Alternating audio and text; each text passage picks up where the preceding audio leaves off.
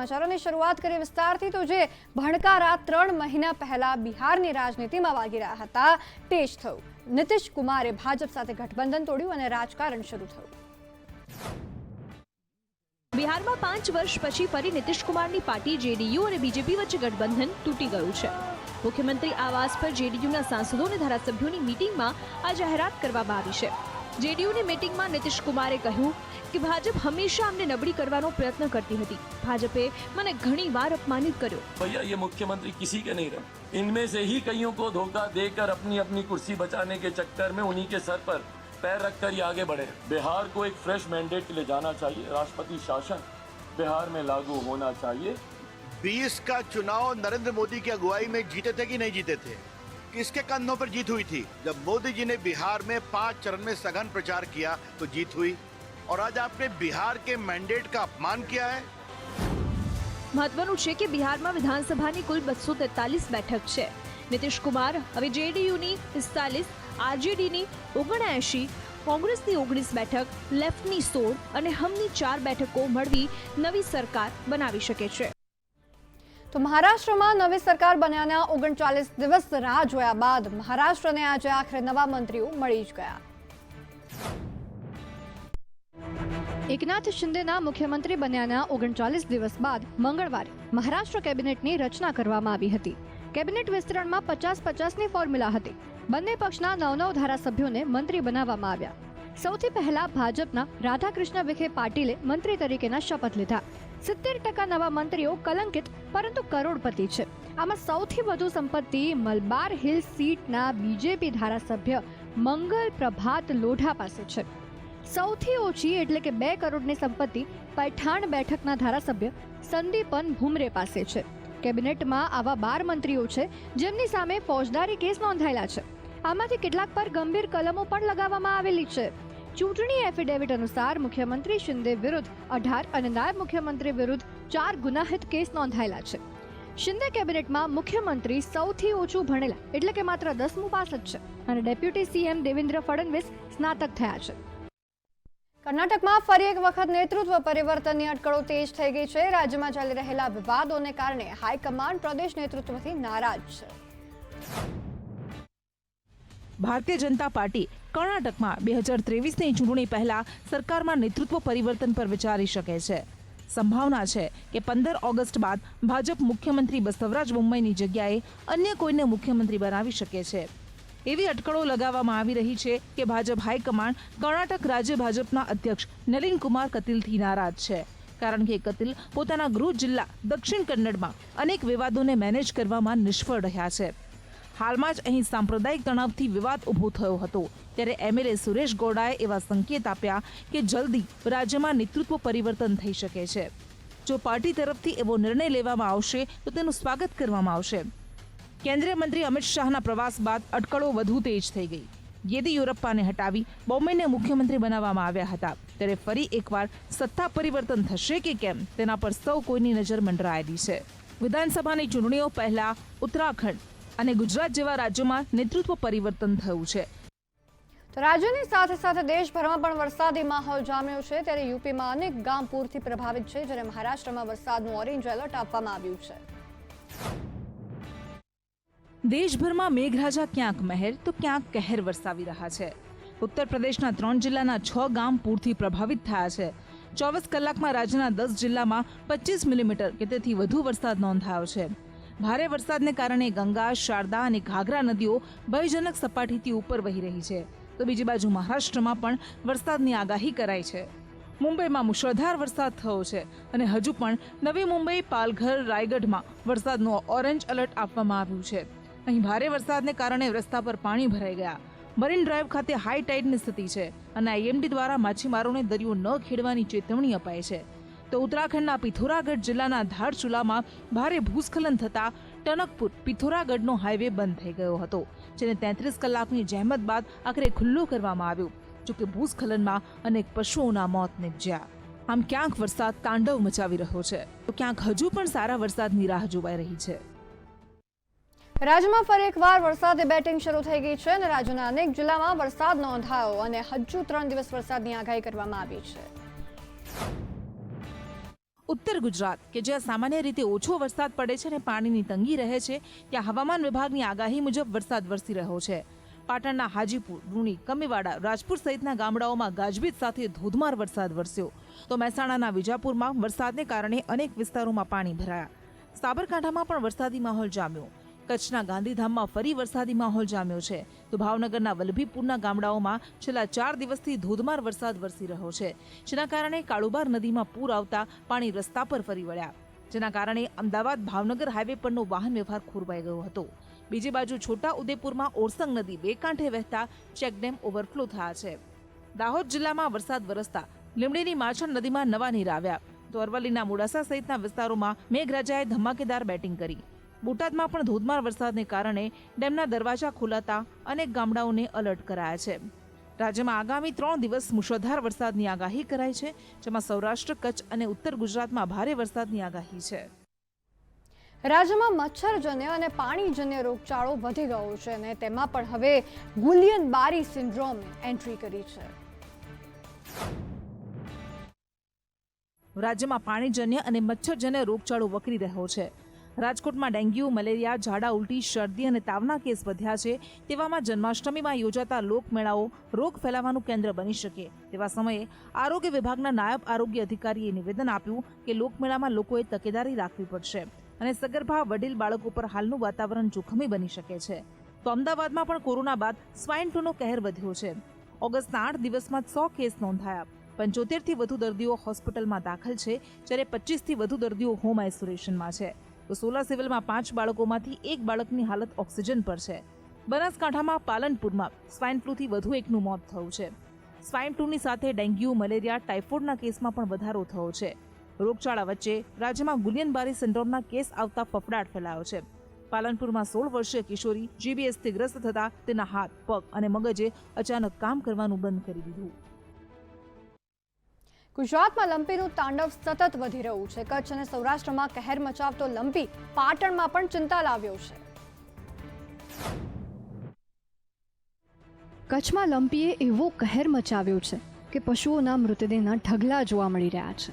તો સૌરાષ્ટ્રમાં પણ સતત લંપીના કેસ વધી રહ્યા છે. ભાવનગર જિલ્લાના 9 તાલુકાના 224 ગામોમાં લંપીનો કહેર જોવા મળી રહ્યો છે. જિલ્લામાં લંપીના 131 નવા કેસ સાથે કુલ 1401 કેસ નોંધાયા, ત્યારે અત્યાર સુધીમાં 162 પશુના મોત નિપજ્યા. આ ઉપરાંત રાજકોટમાં 149, જામનગરમાં 119, સુરેન્દ્રનગરમાં 88 કેસ, જૂનાગઢમાં 37, પોરબંદરમાં 23 કેસ નોંધાયા. આ ઉપરાંત 1,69,089 પશુઓનું રસીકરણ કરવામાં આવ્યું. આ તરફ ઉત્તર ગુજરાતમાં પાટણ જિલ્લામાં લંપી વાયરસનો કહેર જોવા મળી રહ્યો છે. જિલ્લામાં લંપીના વધુ 60 કેસ નોંધાતા કુલ 575 કેસ નોંધાયા છે, જેમાં સૌથી વધુ કેસ સાંતલપુર તાલુકાના છે. લંપી વાયરસને કારણે ગુજરાતમાં પશુ ટપોટપ મોતને ભેટી રહ્યા છે અને ઉત્તર ગુજરાતમાં પણ તેના કેસ આવતા તંત્ર ચિંતામાં મુકાઈ ગયું છે. તો નોઈડાના ગ્રેન્ડ એમોક્સ સોસાયટીમાં મહિલા સાથે ગાળાગાળી કરનારા નેતા શ્રીકાંત ત્યાગીને પોલીસે આખરે ઝડપી જ પાડ્યો છે. શ્રીકાંત નોઈડાની સોસાયટીમાં મહિલા સાથે ગેરવર્તણૂક કરવાના મામલે ફરાર હતો. કહેવાય છે કે શ્રીકાંત ત્યાગી સતત પત્ની અને વકીલ સાથે વાત કરવાની કોશિશ કરતો હતો, જેના કારણે પોલીસને તેના લોકેશનની જાણકારી મળી. ત્યારબાદ પોલીસે મેરઠથી શ્રીકાંતની ધરપકડ કરી હતી. પોલીસે મંગળવારે તેની પત્નીની ફરીવાર ધરપકડ કરી હતી. આ અગાઉ પોલીસે શુક્રવારે પણ શ્રીકાંત ત્યાગીની પત્નીની ધરપકડ કરીને 24 કલાકથી પણ વધારે સમય સુધી પૂછપરછ કરી હતી. આ પહેલા નોઈડા પોલીસે શ્રીકાંત ત્યાગી પર 25,000નું ઇનામ જાહેર કર્યું હતું. આરોપીની શોધમાં નોઈડા પોલીસની 8 ટીમો 3 રાજ્યોમાં તેની શોધ કરી રહી હતી. સોમવારે શ્રીકાંત ત્યાગીના ઘર પર ગેરકાયદેસર દબાણને હોવાને કારણે તેના પર બુલડોઝર ફેરવવામાં આવ્યું હતું અને દુકાન પર GSTની ટીમે દરોડા પણ પાડ્યા હતા. આમ આખરે નાસ્તા ભાગતા શ્રીકાંત ત્યાગીને પોલીસે ઝડપી જ પાડ્યો. આ સાથે પોલીસે 3 લોકોની મેરઠમાંથી ધરપકડ કરી છે. રાજ્યમાં હિન્દુઓને અલ્પસંખ્યકનો દરજ્જો આપવાની અપીલ પર સુપ્રીમ કોર્ટે કહ્યું કે એ કોર્ટનું કામ નથી, તે કોઈ આદેશ જાહેર નહીં કરી શકે. જમ્મુ કાશ્મીર સહિતના પ્રદેશ કે જ્યાં હિન્દુઓની સંખ્યા ઓછી છે તેમને લઘુમતીનો દરજ્જો આપવા મામલે સુપ્રીમ કોર્ટમાં અપીલ કરવામાં આવી હતી, જેને લઈને સુપ્રીમ કોર્ટે કહ્યું કે આ મામલો ન્યાયિક સિસ્ટમની બહાર છે. કોઈપણ સમુદાય વિશેષને અલ્પસંખ્યકનો દરજ્જો આપતા પહેલા તમામ પાસાઓને જોવામાં આવે છે, પરંતુ આ આદેશ કોર્ટ ન કરી શકે. જસ્ટિસ યુ લલિત અને જસ્ટિસ એસ રવિન્દ્ર ભટ્ટની બેન્ચે કહ્યું કે રેકોર્ડને તપાસ્યા વગર આવો આદેશ સુપ્રીમ કોર્ટ ન આપી શકે. અલ્પસંખ્યકનો દરજ્જો કેસ વિશેષ પર નિર્ભર હોય છે. જ્યાં સુધી તમે એ સાબિત ન કરી શકો કે હિન્દુઓને તેમના અધિકારોથી વંચિત રાખવામાં આવી રહ્યા છે, ત્યાં સુધી કોર્ટ કંઈ પણ ન કરી શકે. કોર્ટે પોતાના ચુકાદામાં કહ્યું કે ધાર્મિક અને ભાષાકીય આધાર પર અલ્પસંખ્યકનો દરજ્જો રાજ્યનો વિષય છે. હાલ જોગવાઈ પ્રમાણે અલ્પસંખ્યકમાં મુસ્લિમ, ખ્રિસ્તી, પારસી, શીખ અને જૈન સહિતના કેટલાક સમુદાય છે. તો આઈએસઆઈએસથી આઈએસ જે એનો સંદિગ્ધ આતંકી છે તેને પકડી પાડવામાં આવ્યો છે. આઝમગઢથી તે આતંકીને પકડી પાડવામાં આવ્યો. 15 ઓગસ્ટ પર દેશમાં બ્લાસ્ટ કરવાનો પ્લાન હતો. સ્વતંત્રતા દિવસ નજીક આવતા જ આતંકીઓ પોતાના નાપાક મનસૂબાને પાર પાડવાની કોશિશ શરૂ કરી દે છે. પરંતુ ભારત આવા આતંકીઓના નાપાક મનસૂબાને દર વખતે નાકામ કરી દે છે. આ વખતે પણ કંઈક એવું જ બન્યું. આઈએસઆઈએસના સંદિગ્ધ આતંકવાદી દેશમાં સ્વતંત્રતા દિવસ પહેલા ધમાકા કરવાની ફિરાકમાં હતા. પરંતુ તે પહેલા જ ઉત્તર પ્રદેશ એટીએસે આ સંદિગ્ધને ઝડપી પાડ્યો અને તેની પાસેથી વિસ્ફોટક બનાવવાનો સામાન પણ મળી આવ્યો. હાલ તેની પૂછપરછ ચાલી રહી છે. મોબાઈલ ડિટેલ કાઢવામાં આવતા તે આઈએસઆઈએસના આતંકી સંગઠનની ટેલિગ્રામ ચેનલ સાથે જોડાયેલો હોવાના પુરાવા મળ્યા છે. આ આરોપી સબાઉદ્દીન એઆઈએમઆઈએમનો સભ્ય હોવાનું પણ સામે આવ્યું છે. ત્યારે સ્વતંત્રતા દિવસને લઈને એટીએસ દ્વારા આવી તમામ ગતિવિધિઓ પર સતત નજર રાખવામાં આવી રહી છે. વડાપ્રધાન કાર્યાલયે પીએમ નરેન્દ્ર મોદી સહિત અનેક મંત્રીઓની સંપત્તિ જાહેર કરી છે, જેમાં પીએમની સંપત્તિમાં 26 લાખનો વધારો થયો છે. પીએમઓએ વડાપ્રધાન સહિત 10 મંત્રીઓની સંપત્તિની વિગતો જાહેર કરી છે, જેમાં નાણાકીય વર્ષ 2021-22 દરમિયાન વડાપ્રધાન નરેન્દ્ર મોદીની જંગમ સંપત્તિના મૂલ્યમાં ₹26.13 લાખનો વધારો થયો છે. આ સાથે પીએમ મોદીએ ગુજરાતમાં એક રહેણાંક પ્લોટમાં પણ રોકાણ કર્યું છે. પીએમ મોદીની જંગમ સંપત્તિ માર્ચ 2021ના અંતે ₹1,97,68,885 હતી, જે માર્ચ 2022ના અંતે વધીને ₹2,23,82,504 થઈ ગઈ છે. આ સાથે પીએમઓની વેબસાઇટ પર રાજનાથસિંહ, આરકે સિંહ, ધર્મેન્દ્ર પ્રધાન, હરદીપસિંહ પુરી, જી કિશન રેડ્ડી, જ્યોતિરાદિત્ય સિંધિયા, પુરુષોત્તમ રૂપાલા, વી મુરલીધરન, ફગનસિંહ કુલસ્તે અને મુખ્તાર અબ્બાસ નકવી સહિત 10 કેન્દ્રીય મંત્રીઓની સંપત્તિ પણ દર્શાવી છે. કેન્દ્રીય પ્રધાનોમાં સંરક્ષણ પ્રધાન રાજનાથસિંહની જંગમ સંપત્તિમાં 29.58 લાખનો વધારો થયો છે. આમ પીએમઓ દ્વારા જાહેર કરાયેલા આંકડાઓમાં કેબિનેટ મંત્રીની સંપત્તિ જાહેર કરવામાં આવી છે. તો આજે વિશ્વ આદિવાસી દિવસ નિમિત્તે રાજ્ય કક્ષાનો કાર્યક્રમ દાહોદ ખાતે ઉજવવામાં આવ્યો હતો, જેમાં સીએમ ભૂપેન્દ્ર પટેલ પણ વિશેષમાં હાજર રહ્યા હતા. આજે દાહોદના ઝાલોદમાં આદિવાસી દિવસની રાજ્ય કક્ષાની ઉજવણી થઈ, જેમાં મુખ્યમંત્રી ભૂપેન્દ્ર પટેલ પણ ઉપસ્થિત રહ્યા હતા.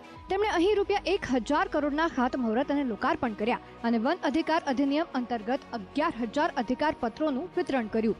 આ સાથે સિકલ સેલના 6,000 દર્દીઓ માટે 3.6 કરોડની સહાયનું વિતરણ કર્યું. આ દરમિયાન સીએમએ વિશ્વ આદિવાસી દિવસની શુભેચ્છાઓ પાઠવી અને સરકાર માટે આદિવાસીનો વિકાસ એક દિવસ પૂરતો નથી, સરકાર સતત વિકાસ માટે કામ કરી રહી છે તેમ પણ જણાવ્યું. આ સાથે તેમણે કહ્યું કે દેશને પહેલા મહિલા આદિવાસી રાષ્ટ્રપતિ દ્રૌપદી મુર્મુ મળ્યા છે, તો રાજ્યમાં અલગ અલગ સ્થળો પર આદિવાસી દિવસની ઉજવણી કરવામાં આવી. આ સાથે જ ત્રિરંગા યાત્રાને પણ પ્રોત્સાહન આપવામાં આવ્યું હતું. આમ રાજ્યમાં આજે આદિવાસી દિવસની ઉજવણીની સાથે સાથે હર ઘર તિરંગા યાત્રા પણ કાઢવામાં આવી હતી. રાજસ્થાનના અલવરમાં એક દંપતીના ઘરમાં લગ્નના 54 વર્ષ પછી બાળકની કિલકારીઓ ગુંજી. રાજસ્થાનના અલવરમાં સોમવારે 70 વર્ષથી વધુ વયના એક વૃદ્ધ દંપતીના ઘરમાં બાળકનો જન્મ થયો. માતાની ઉંમર 70 વર્ષ અને પિતાની ઉંમર 75 વર્ષ છે. લગ્નના લગભગ 54 વર્ષ બાદ હવે બંનેના પ્રથમ સંતાનનો જન્મ થયો છે.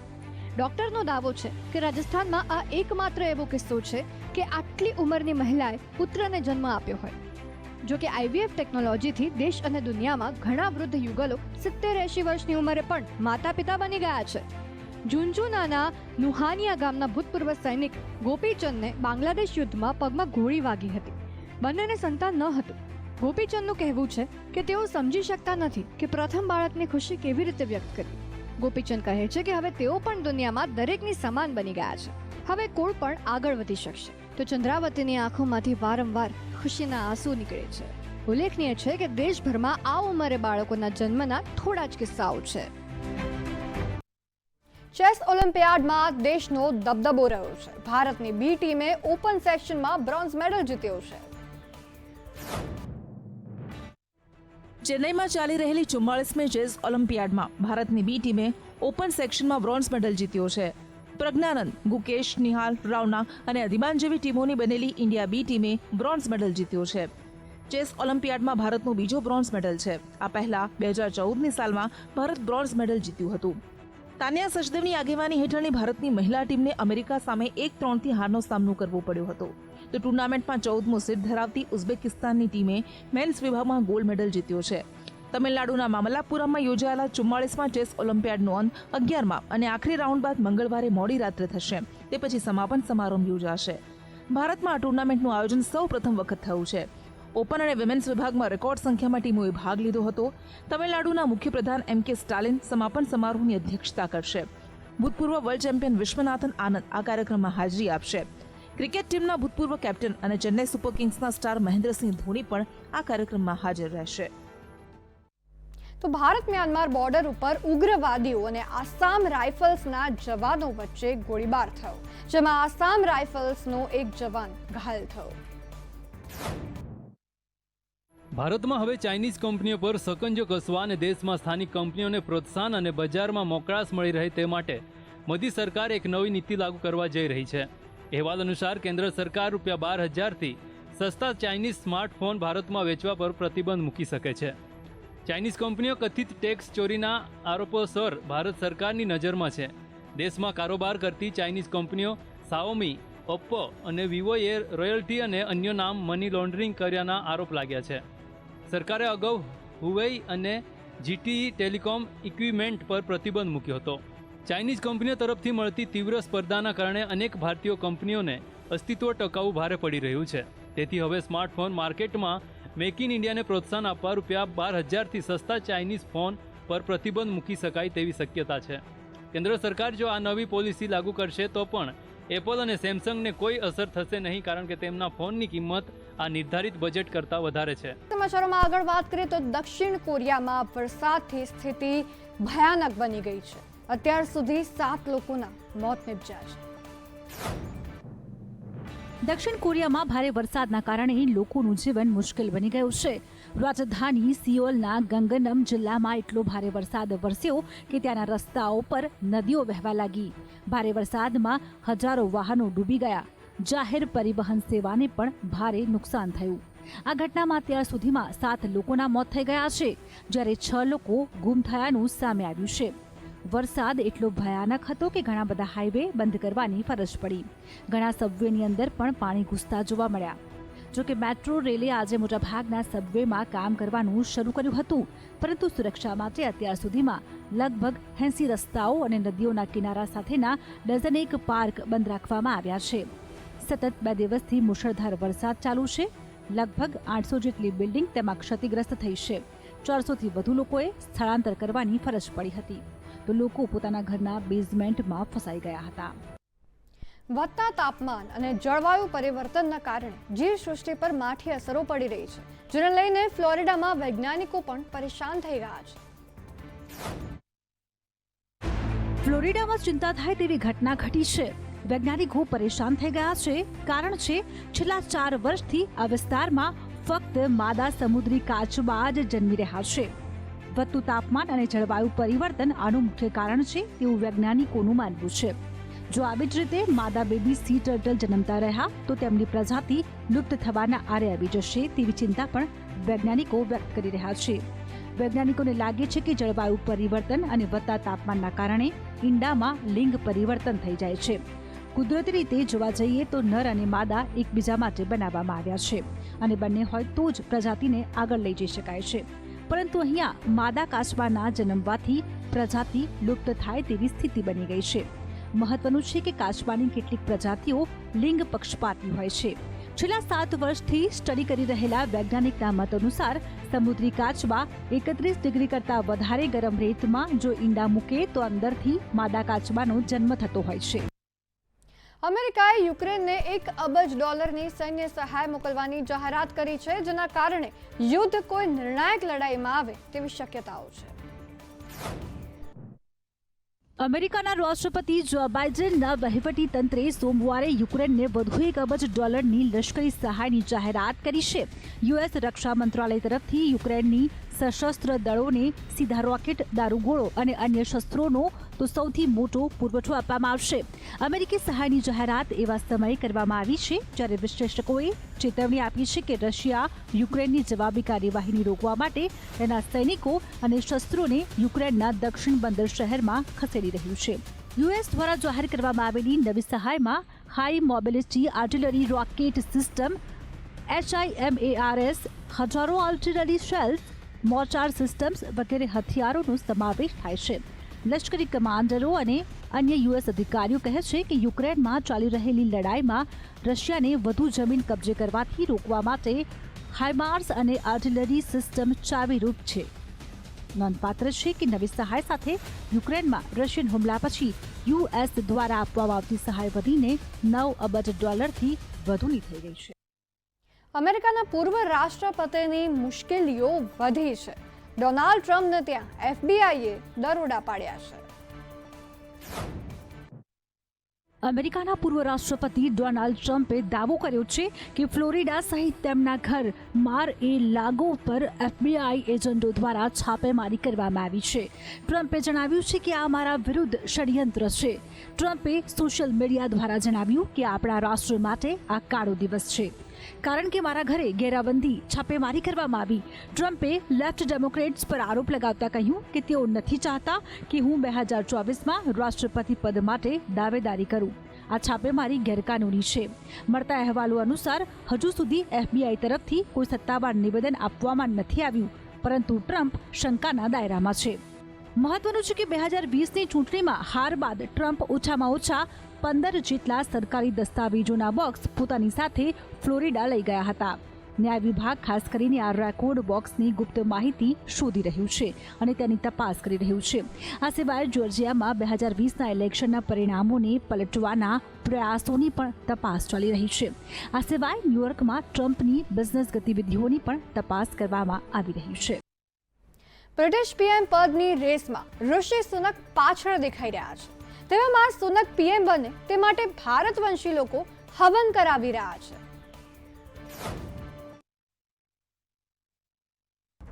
બ્રિટનના વડાપ્રધાન પદની રેસમાં સામેલ પૂર્વ નાણામંત્રી ઋષિ સુનકની જીત માટે ભારતીય લોકો તમામ પ્રયાસો કરી રહ્યા છે.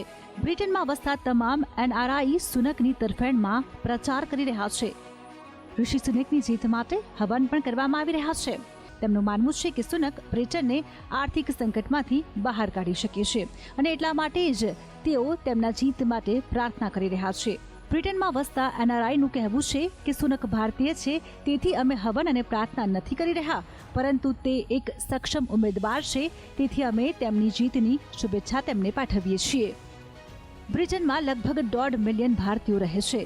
તેઓ કુલ બ્રિટિશ વસ્તીના લગભગ 2% છે.